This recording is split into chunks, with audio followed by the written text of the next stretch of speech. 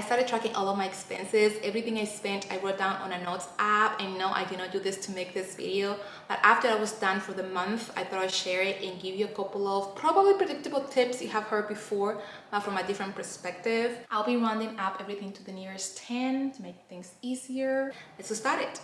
Though I have a master's degree in business administration, it is what I went to school for. I'm not an expert on personal finance. This is not an advice and you shouldn't take it as such. I'm just sharing my opinion in my personal experience. Whether you're looking forward to moving alone or just want to have an idea what it costs to live around Nashville area, and even if none of those apply to your current life situation, you still might find a tip or two that might be helpful, so stick around.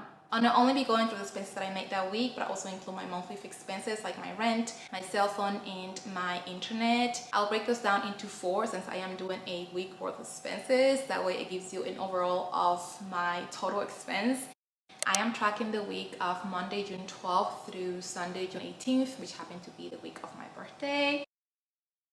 On Monday, I spent $7.40 at Starbucks. I have been going there way more times than I would like to admit, but for me, it's a treat. I do have an espresso machine and a coffee machine. I can make coffees at home, but most days I don't feel like making them, and I feel like it's an excuse for me to get out of my apartment. Good morning. Thanks for choosing Starbucks. What can we get started for you today? Hi, can I please get a large hot latte? Thank you. And get some fresh air. Once I'm out, then I get more motivated to do other things that I have to do. I thought about cutting it out of my budget and just making my coffee at home every day, but realistically that's not gonna happen. Coffee is one of my things. I look forward to it every morning, and though I am not getting it every single day of the week, I am counting it in my budget as if I was, just to be safe. I'm not eating out that much anymore. I used to eat out at least 3 times a week. Now I'm eating maybe once a week, and what I'm getting is fried rice for $15. So I do make most of my meals at home, and so I'm saving that way. And so $7.40 a day, which again is not happening every single day, I can fit into my budget, and it's something that again I look forward to, and this just brings me joy. Within the same thing, I also spent $15 at Amazon. I bought a brown sugar coffee syrup, trying to recreate that brown sugar oatmeal latte that I get from Starbucks. I did try it once, it didn't turn out quite the same. I think that the oatmeal milk that I use is not as thick or rich as the one Starbucks uses, and so now I'm trying to play around with the oatmeal milk that I buy and just try to master that latte and see if I can at least make it at home a couple times a week whenever I feel like it. I then went to Walmart and did some grocery shopping. It wasn't a lot, it was only $34. I think I got eggs, some croissants, some bananas, and maybe some avocados. And so for Monday, I ended up spending a total of $56.40. On Tuesday, I also spent $7.40 at Starbucks, and in the afternoon, I went out and got some ice cream, and that was $90.80 for a total of $70.20 for Tuesday. On Wednesday, I also went to Starbucks, and I also got one of those little lollipops for my niece. Hey, welcome to Starbucks. What can I start for you today? Hi, can I please have a large hot latte made with oat milk, brown sugar syrup, and cinnamon powder? And so that was a total of $13 at Starbucks, and I also have a charge from Postnet for $1.60. I needed a label printed to mail a package, and they charged me $1.60. I spent a total of $14.60 on Wednesday. On Thursday, I did not go to Starbucks. I made my coffee at home. Thank you very much. But I did go to Target and I spent $8.50. I got some candles and a hat for my birthday. I wanted to get a nice little picture. And so I spent a total of $8.50 at Target on Thursday.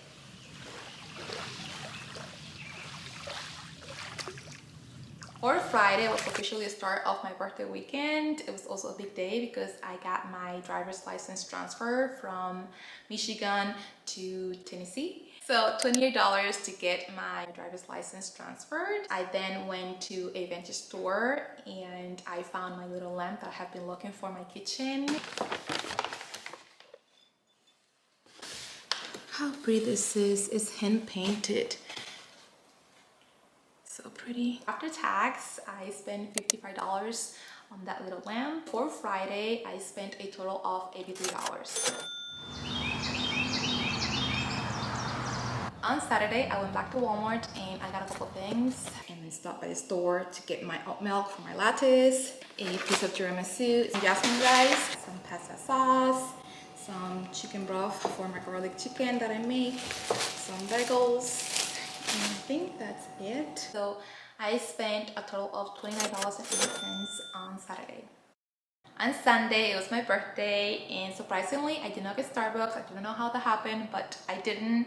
I did get fried rice in the evening for dinner. I found this little place. It's only 8 minutes away from me, and to me, they make the best fried rice, and that is all I spent the day. And so for Sunday, I have a total of $15. After adding all those up, I have a total of $224.50 for that week. Now going into my monthly expenses. For rent, I pay a total of $1,392 a month. Divided into 4, that comes to $348. My bills like electricity, trash, etc. It's usually around $120, and so divided into 4, that comes to $30 a month. My internet and cell phone, I have a plan where I have both combined, and so I get a discount. So my monthly pay rate for that is $70. Divided into 4, that's $17.50. My gasoline that I use to put in my car is usually between $37, $38, and $40, and so I round it up to $40 a week. All that combined adds to a total of $435.50. Combining that with my weekly expense, so the expenses that I mentioned before, my fixed expenses, that's a total of $659.50.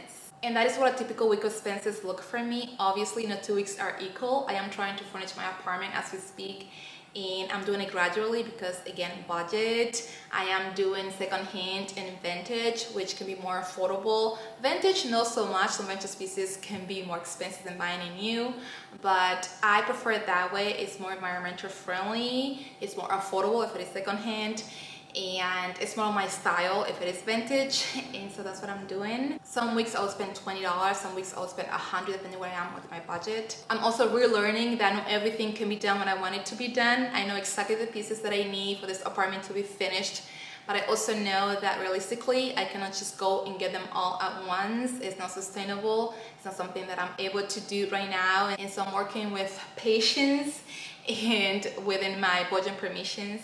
A few things I'm working on to better my finances are, again, I would love to have this whole apartment finished, furnished, and decorated in a week, but realistically speaking, it's not something I'm able to do financially, and so I'm trying to stick to my budget as much as possible. I will hate to wait until the end of the month and find out that I'm short in rent, which been there, done that, and it's not a good feeling. And so because of that, I am trying to stick with my budget and priorities.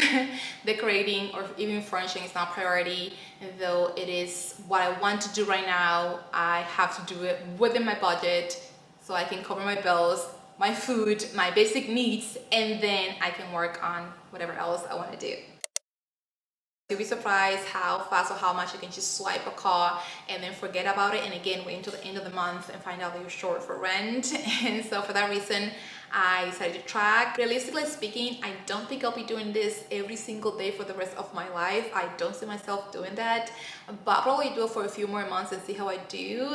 I have found that it's been really helpful because if one day I spend $50, then I know the next day that I probably shouldn't spend more than $10 or even nothing at all, which is sounds doable, but for me it's a little difficult. I live alone and I'm new to the city-ish, and so sometimes I'm just here in the house or the apartment and I feel like doing something, going out and do something, and everything requires money. Even if I'm just driving around, I'm still spending gas money. It is easy to just spend and not realize that you're spending money, and so for that reason I decided to track it.